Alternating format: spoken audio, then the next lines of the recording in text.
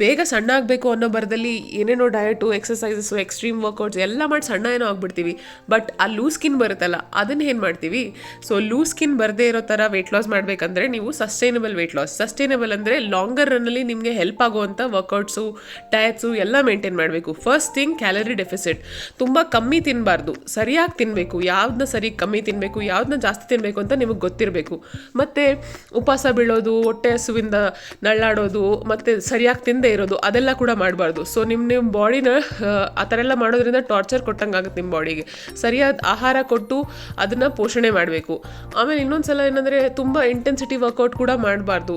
Because ಏನು ನಮ್ಮ body adapt ಆಗಿರಲ್ಲ ಹೊಸ ಮೂಮೆಂಟ್ಸ್ಗೆ. ಏಕ್ದಮ್ ನೀವು ತುಂಬ ಬಾಡಿಗೆ ಸ್ಟ್ರೆಸ್ ಕೊಟ್ಟರೆ ಸೊ ಲೂಸ್ ಸ್ಕಿನ್ ಆಬ್ವಿಯಸ್ಲಿ ಆಗೇ ಆಗುತ್ತೆ. ಆ್ಯಂಡ್ ಮೀಲ್ಸ್ ಬಂದಾಗ ಕಾರ್ಬ್ಸ್ ಬಿಡೋದು, ಫ್ಯಾಟ್ಸ್ ಬಿಡೋದು ಏನೂ ಇಲ್ಲ, ಎಲ್ಲ ಬ್ಯಾಲೆನ್ಸ್ ಮಾಡಿ ಒಂದು ಒಳ್ಳೆ ಮೀಲ್ಸ್ನೇ ತಿನ್ನಬೇಕು ಯಾವಾಗ ಕೂಡ.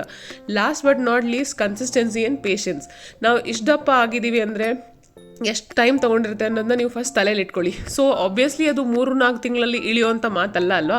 ಸೊ ನೀವು ಪೇಷನ್ಸಿಂದ ಏನು ಮಾಡ್ತಾ ಇದ್ದೀರಾ ಅದನ್ನು ಲಾಂಗರ್ ರನ್ನಲ್ಲಿ ಮಾಡಿದ್ರೆ ಖಂಡಿತ ನಿಮಗೆ ರಿಸಲ್ಟ್ ಸಿಗುತ್ತೆ, ಲೂಸ್ ಸ್ಕಿನ್ ಕೂಡ ಆಗಲ್ಲ. ಆ್ಯಂಡ್ ಹೆಲ್ದಿ ಲಿವಿಂಗ್ನ ನಿಮ್ಮ ಲೈಫ್ ಸ್ಟೈಲ್ ಮಾಡ್ಕೊಳ್ಳಿ. ಇದು ವೆಯ್ಟ್ ಲಾಸ್ ಏನು 30 or 100 days ಚಾಲೆಂಜ್ ಅಂತೂ ಅಲ್ವೇ ಅಲ್ಲ. ಬಾಯ್.